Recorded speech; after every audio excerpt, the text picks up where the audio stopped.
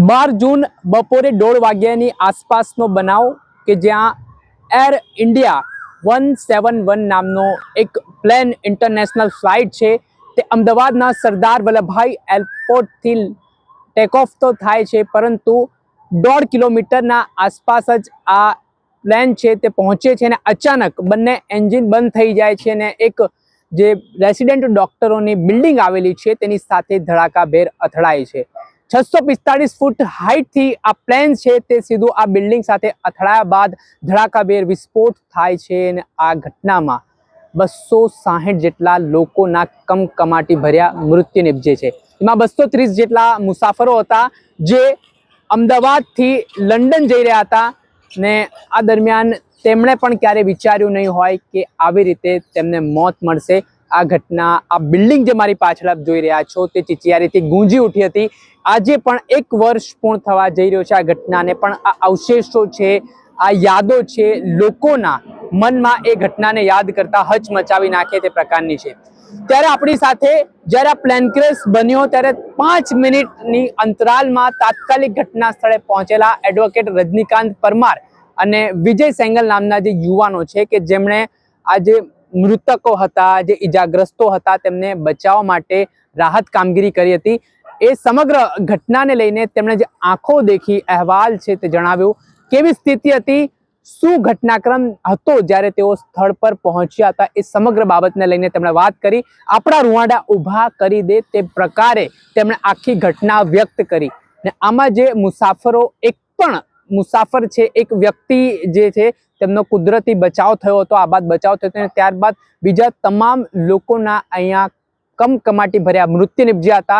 લોકોને બળેલી હાલતમાં મૃતદેહ મળી આવ્યા હતા અને એ પ્રકારે સ્થિતિ હતી કે હવે એ બયાન કરવામાં પણ એ પીડા અને એ વેદના એ વિચારતી કરી દે। આ મામલે પહેલા તો આ યુવાનો જેમણે રેસ્ક્યુ ઓપરેશન ચલાવ્યું તે શું કહી રહ્યા છે તે સાંભળો। મારું નામ રજનીકાંત પરમાર, હું પોતે એડવોકેટ છું। રજનીકાંતભાઈ, એ પ્લેન ક્રેશ દુર્ઘટના જે વિશ્વ સ્તરે તેના પડખા પડ્યા હતા, 240થી વધારે લોકોના મૃત્યુ થયા હતા। આ ઘટનામાં સૌપ્રથમ તમે પ્રત્યક્ષદર્શી હતા, એ બચાવ કામગીરીમાં તમે હતા, શું કહેશો? 1 વર્ષ પૂર્ણ થવા જઈ રહ્યું છે અને હજી પણ એ પરિવારના ઘા રૂંઝાયા નથી। શરૂઆતથી વાત કરીએ તો જ્યારે બનાવ બન્યો એ સમયે મારા ફાધરનો મને ફોન આવ્યો હતો। હું સેશન કોર્ટમાં હતો, હું એડવોકેટ તરીકે ત્યાં પ્રેક્ટિસ કરું એટલે હું મારા સિનિયર સાહેબ જ્યારે નીચે ઉતરતા હતા અને મારા ફાધરનો ફોન આવ્યો એટલે મને એમ કે કંઈક બ્લાસ્ટ થયું હશે આજુબાજુ। અને નીચે જે હું ન્યૂઝ ચાલુ કરીને હું જોઉં છું મોબાઈલમાં, એપ્લિકેશનમાં, દિવ્ય ભાસ્કર ને એ બધું, તો જોતાની સાથે મને ખબર પડી કે આ તો પ્લેન ક્રેશ થયું છે ને એ બી હું જ્યાં રહું છું ત્યાંથી 400 મીટરનું અંતર જ છે। હું અહીંયા ઘોડા કેમ્પ જ રહું છું લક્ષ્મીનગરમાં। તો જોતાની સાથે મેં મારા સાહેબને મારા સિનિયરને મેં બેગ પકડાવી દીધી, સાહેબ હું જઉં, મારા ઘર ગાડીએ બનાવ બન્યો છે, કેમ કે મારા મધર ફાધર એજેડ છે અને રડતા રડતા એમનો ફોન આવ્યો હતો। જેવો હું આવ્યો ફટાફટ ગાડી મૂકી મારી ત્યાં આગળ અને મને એવું લાગ્યું કે ના, મારા ફાધર લોકોને જોઈ લીધું એટલે મને એક શાંતિ થઈ ગઈ, ના કે મારા ઘરે કંઈ નથી।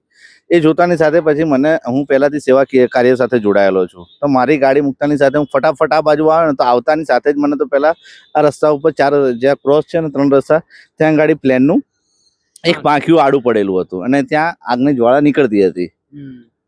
2-5 મિનિટ ત્યાં ઊભા રહેતા, થોડાક આગળ વધ્યા એટલે પેલી એમ્બ્યુલન્સ, આપણે ફાયરની ગાડીને બધી આવી ગયેલી હતી તો એને આગને બુજાવી દીધી હતી। તો મેં પ્લેનનું પાંખ્યું કૂદીને પછી અંદરની સાઈડ આવ્યા એટલે આ બિલ્ડિંગ જે દેખાય છે સૌથી વધારે રેસ્ક્યુ મેં અહીંયા આગળ જ કર્યું છે।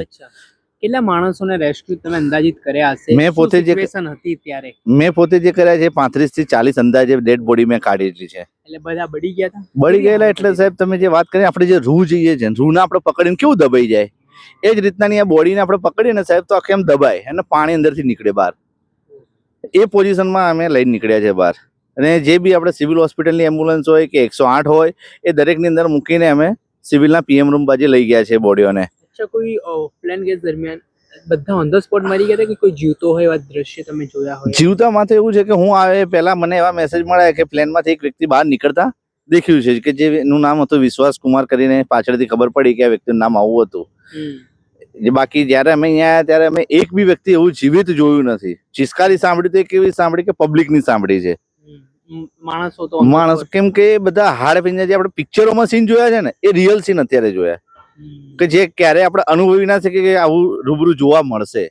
અને નથી હું ચાહતો કે મેં તો જોયું કે ક્યારે કોઈને જોવા મળે, કેમ કે આ કોઈકના સ્વજન હતા જેને ખોયા છે, એમની પોતાની એમને જ ખબર હશે આ વીતી કે એમની પર શું વીતતી હશે। કેમ કે કેટલા હરખથી એ લોકો ફોરેન જતા હશે, જે કોઈ લંડન જતું હોય, બ્રિટન્સ કાઉન્સિલ ને એ રીતનાનું. કેમ કે મને જે એ ટાઈમે જે મેં સામાન્ય બધું જે એકઠો કરતો હતો એમાંથી મને એક બ્રિટિશ કાઉન્સિલનું કાર્ડ બી મળેલું હતું. તો એ કેટલી આશા, અહીંયાની પબ્લિક બી ત્યાં જતી હશે, ત્યાંની પબ્લિક અહીંયા આવીને પછી પાછી જતી હશે. તો એમના સ્વજનો જે મૂકવા ગયા હશે, કેટલી હોશે એમને ત્યાં મૂકવા પ્લેન એરપોર્ટે ગયા હશે અને પાછા હજુ વળ્યા બી નહીં હોય અને તરત એમને મેસેજ મળ્યો હશે કે આ રીતનાનો બનાવ અહીંયા ગાડી બન્યો છે. તો એમની ઉપર શું વીતતી હશે એ ટાઈમે. જ્યારે તમે આયા સ્થળ પર ત્યારે ફાયર બ્રિગેડ કેટલા સમયમાં ત્યાં પહોંચી હતી? પછી તમે લોકોએ જે રેસ્ક્યુ કર્યું એમાં અને ફાયર બ્રિગેડ આવ્યા પછી કેટલો સમય રહ્યો ને ફાયર બ્રિગેડે ને પછી જે અન્ય ટીમો દ્વારા મેડિકલની ટીમો આવી, એમ્બ્યુલન્સ આવી, એ કેવી રીતે કેટલા સમયમાં એમણે રેસ્ક્યુ કર્યું? સૌથી પહેલા લોકલ એમ્બ્યુલન્સને આપણે ફાયરની ટીમને તો આવી ગઈ હતી. હું આવ્યો એ પછી એરપોર્ટની એમ્બ્યુલન્સ છે અને એરપોર્ટના રેસ્ક્યુ ટીમ છે, જે ફાયરની ટીમ છે, એ પછી એનડીઆરએફ પછી જે બી સિવિલ ડિફેન્સના માણસો છે કે એની જે બી રેસ્ક્યુ ટીમ છે એ બધી જ વારાફરતી બધી આવી છે. તો આજે એ ઘટનાને યાદ કરો છો તમે, તો કઈ રીતની આ ઘટના જુઓ છો? કેમ કે 1 વર્ષ હવે પૂર્ણ થવા જઈ રહ્યો છે, આવતીકાલે 12 જૂન છે ને હજી પણ તમારા ઘર પાસેથી વિમાન એ જ રીતે નીકળે છે, પણ આ જે એર ઇન્ડિયાનું વિમાન છે જે પ્લેન ક્રેશ સમયે તૂટી પડ્યું હતું ના ભૂતોના ભવિષ્ય ક્યારે થવું પણ ના જોઈએ, તો એ ઘટનાને કઈ રીતે જુઓ છો? ઘટનાને એવું વિચારે છે કે કુદરતને આપણે પ્રાર્થના કરીએ કે ક્યારેય આવું ફરીવાર થાય નહીં. કેમ કે આ તો જેના પરિવાર ખોયા છે ને, જેને એમને જ એ વસ્તુની ખબર છે કે એમની ઉપર શું વીતતી હોય. આપણે તો ખાલી દુઆ કરીએ કે એમને હિંમત આપે કુદરત કે આ વસ્તુને ધીરે ધીરે કરીને ભૂલી જાય. કેમ કે એકદમ તો કોઈ ભૂલી શકવા નથી પોતાના સ્વજનને, પણ એમને હિંમત આપે આ વસ્તુ માટે યાદ કરીને કે ભૂલી જાય ધીરે ધીરે. આપનું નામ અને પરિચય? મારું નામ વિજય છે અને પાછળની 200 મીટર જ્યાં થયું હતું પ્લેન ક્રેશ ત્યાંની પાછળ જ મારું ઘર છે, 200 મીટર દૂર. વિજય, 12 જૂનની આસપાસ એ ગોઝારો દિવસ જે દેશના લોકો ક્યારેય નહીં ભૂલી શકે. એ દિવસે પ્લેન ક્રેશ થયું હતું, 200થી વધારે લોકો એમાં સવાર હતા, અહીંયા મૃત્યુ નિપજ્યા. એ સ્થળ છે. પહેલાં તો એ જણાવો, 1 વર્ષ આ ઘટનાને પૂર્ણ થવા જઈ રહ્યા છે, કઈ રીતનો માહોલ આ વિસ્તારમાં છે, જ્યારે શું બન્યું હતું એ દિવસે 12 જૂને? સૌ પ્રથમ તો કહેવા માંગીશ કે જે ઘટના ઘટી હતી એ ખૂબ જ દુઃખદ ઘટના હતી. એ આજે પણ ભૂતોના ભવિષ્ય જેવી ઘટના જે અહીંયા કહી શકાય કે અહીંયા જો હું અહીંથી લગભગ 200 મીટર દૂર જ મારું ઘર છે. આજુબાજુના લોકો પણ અત્યારે પણ એ ઘટનાથી ડરનો માહોલમાં જીવે છે અને કદાચ આ ઘટના કોઈને વિચાર્યું નહોતું કે આ ઘટના આવી અહીંયા પ્લેન ક્રેશ અહીંયા થશે. એ જે ઘટનાની હું તો 12 તારીખની વાત કરવામાં આવે, 12 તારીખે લગભગ રોજ મારું 2 વાગ્યાનો છે. આ જે પાછળ રસ્તો છે, આ રસ્તો છે, આ કોમન રસ્તો હતો, ત્યાંથી રોજ મારો 2 વાગ્યે નીકળવાનો રસ્તો ટાઈમ હતો. એ સમયે હું 1:25 અહીંથી નીકળ્યો હતો અને આગળથી નીકળ્યો અને આગળ કોઈ મશીન બંધ થઈ ગયું અને એવો અવાજ આવ્યો મને પાછળથી. જેવું મશીન બંધ થઈ ગયું એવું મેં પાછળ જોયું તો પ્લેન મોટું પ્લેન બંધ થઈ ગયું હતું. એટલે પ્લેન આ સામે બિલ્ડિંગ છે, મેસ બિલ્ડિંગ કહેવાય છે, જેના ત્યાં એક ભાગનો ટકરાયો. જેવો ભાગ ટકરાયો, બીજું ભાગ પ્લેન અહીંયા આવીને પડ્યું. એવું પ્લેન પડ્યું એના 2 પાંખ્યા હતા. એક પાંખ્યું જમણી બાજુ પડ્યું અને બીજું પાંખ્યું ડાબી બાજુ પડ્યું. અને એક પાંખ્યું જેવું ડાબી બાજુ પડ્યું હતું ને, એ રસ્તા વચ્ચે પડ્યું હતું. એ રસ્તા વચ્ચે એના પર કદાચ જેમ વાત કરવામાં આવી હતી કે એના ફૂલ પાંખ્યામાં ઇંધન ભરેલું હતું, એટલે જે પડ્યું ને એનો આગનો વિસ્ફોટક થયો આજુબાજુ થયું. એના કારણે આજુબાજુના વિસ્તારના સાધનો બી અડફેટ આવી ગયા હતા, જાનવરો અડફેટ આવી ગયા હતા. એ ઘટનાનો બોમ્બ મોટો ભયાનક અવાજ આવ્યો. એટલે સૌ પ્રથમ હું ડરી ગયો. મારી એક્ટિવા, મારી જોડે બાઇક હતી, એ બાઇક હું આગળ મૂકીને ભાગતો હું બીજી જગ્યાએ ગયો. જો ભાગતો ગયો, બાઇક સલામત સ્થળે મૂકી મેં પછી દોડતો આ બાજુ આવતો. જો દોડતો આવતો હતો ને, જે આગના ઘટનાના કારણે અમુક બોડીઓ જે અમુક બોડીનો જે હિસ્સાનો જે માથાનો ભાગ એક બેનનો એ મારા પગ સાઈડ નીચે આવીને પડ્યો હતો. એ વખતે એ ભયાનક ઘટના જોઈને મારા હૈયું એ વખતે થઈ ગયું હતું કે ભગવાન આમને કેવું મોત અહીંયા લખ્યું હશે. જેમ હિંમત કરીને મેં આગળ ગયા, એટલે મારી સાથે બીજા 4-5 લોકલ લોકો પણ હતા. જેમ આગળ ગયા એમ જે પ્લેન ક્રેશની જે મેન જે પહેલી બિલ્ડિંગ છે ત્યાં મારી સામે એક સિક્યુરિટીવાળા ભાઈ સળગતા હતા, પણ એ કહી ના શકે, હું એમને બચાવી ના શક્યો. આજે પણ એ વાતનું દુઃખ છે. અને આગળ જતાં પણ જોયું કે કોકના પગ પડ્યા હતા, કોકના હાથ પડ્યા હતા. એ ઘટના એવી હતી કે હજુ બી આપણા દિમાગમાંથી નહીં જતી. કેમ કે કોકના કોઈ સ્વજનના હાથ, કોઈ સ્વજનના પગ હતા, કંઈ ના કહી શકાય, બોડીના અલગ અલગ પાર્ટ પડ્યા હતા. અને જ્યાં કહી શકાય કે ફાયર બ્રિગેડની ટીમ ઘટના સ્થળે 5 મિનિટમાં આવી ગઈ હતી અહીંયા, પણ જેવું પાણી નાખતા હતા ને પાણીમાં પગ મૂકીને બી ગરમ લાગતું હતું આપણને. અને આપણા આંખમાં એ ધુમાડો આનો બહુ અસર કરતો હતું. જેમ આગળ આપણે હિંમત કરતા ને આગળ જતા, જ્યાં જોતા હતા તો એક્ટિવા સળગતી હતી, બાઇકો સળગતા હતા, ફોર વ્હીલ સળગતી હતી. મનમાં એક ડર હતો આપણને કે આ હીરું બ્લાસ્ટ થઈ મારા ઉપર પડશે, પણ હિંમત કરીને આગળ ગયા.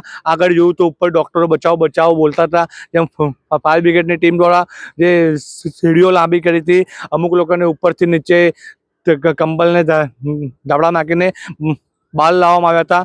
જેમ જેમ જેમ જતા સમય થતો તેમ લોકો જે જીવિત હતા એ લોકો બહાર આવી ગયા હતા. પણ ઘટના એટલી ભયાનક હતી કે પ્લેનમાં જેમ હું કહી શકાય કે મારી આંખે પ્લેનની આગ જોઈ હતી અને એ લોકોનો અવાજ બચાવ ફક્ત 3 સેકન્ડ સુધી અવાજ આવ્યો હતો આનો પ્લેનનો, બરાબર, માણસનો.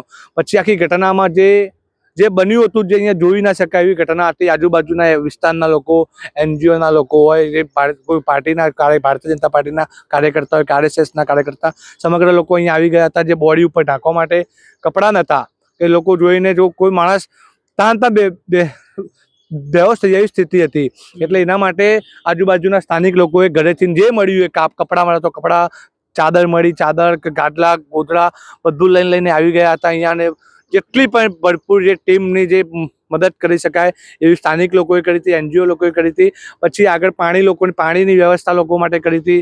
જેમ જેમ ઘટના જેમ સમય વીતતો હતો એમ પછી થોડા 2-3 કલાક પછી આખું કમ્પાઉન્ડ એ આપણે આર્મીના હસ્તકે થઈ ગયું હતું. પછી ત્યાંથી હું તમને એ પૂછવા માંગીશ કે જ્યારે આ પ્લેન ક્રેશ થયું બિલ્ડિંગ પર, ત્યાં બિલ્ડિંગમાં કોણ રહેતું હતું, કેટલા લોકો હતા અને શું આમાં જે ભગવાનનું જે એક સારું કહેવાય કે જે સમયે પ્લેન ક્રેશ થતું એ વખતે જે અહીંયા પ્રોપર ડૉક્ટરો અલગ બાજુના કેન્સર હોસ્પિટલ છે, UNMAS હોસ્પિટલ, સિવિલ હોસ્પિટલના એ ડૉક્ટરો અહીંયા જે વસવાટ કરતા હોય છે.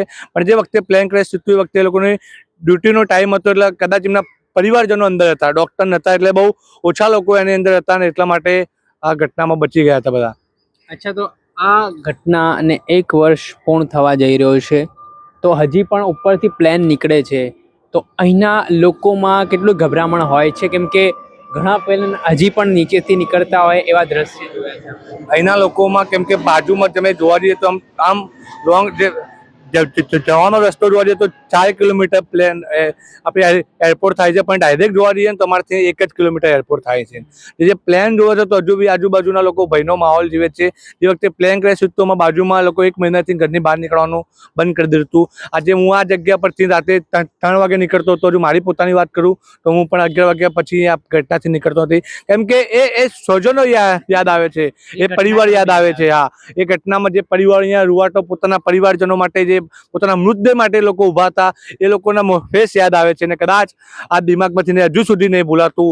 અને ભગવાનને પ્રાર્થના કરીશ કે લોકોને જ્યાં પણ એમનું તમે હોય એમને આત્માને શાંતિ મળે, મોક્ષ મળે એવી પ્રાર્થના કરું છું અત્યારે. જી, આપણે સાંભળ્યા આ બંને યુવાનો, જેમાં રજનીકાંત પરમાર જે એડવોકેટ છે ને સાથે જ વિજય સેંગલ જ્યાં અહીંના સ્થાનિક વ્યક્તિ છે, તેઓને આ ઘટનાની જાણકારી મળતા તાત્કાલિક તેઓ મદદે દોડી આવ્યા હતા. ત્યારબાદ ફાયર બ્રિગેડ, એમ્બ્યુલન્સની ટીમ ઘટના સ્થળે પહોંચી રેસ્ક્યુ કામગીરી ચલાવવામાં આવી ને સિવિલ હોસ્પિટલ જે થોડાક જ અંતરે આવેલું છે ત્યાં તમામ મૃતદેહને પહોંચાડવામાં આવ્યા. આવતીકાલે અહીંયા શ્રદ્ધાંજલિનો કાર્યક્રમ છે અને તમામ મૃતકના પરિજનો છે તે શ્રદ્ધાંજલિ આપવા માટે પોતાના સ્વજનોને આવવાના છે. ને જે સ્થિતિ નિર્માણ પામી તેને 1 વર્ષ આ ઘટનાને પૂર્ણ થવા જઈ રહ્યો છે, પરંતુ આજે પણ એ પરિવારમાં તેમના સ્વજનોની યાદો, સ્મરણો છે તે ઘટના હચમચાવી રહી છે ને એ પળોને યાદ કરાવી રહી છે. દર્શક મિત્રો, આવા જ વિડીયો જોવા માટે નવજીવન ન્યૂઝની ચેનલને લાઇક કરી લો, સબસ્ક્રાઇબ કરી લો અને વધુમાં વધુ શેર કરો.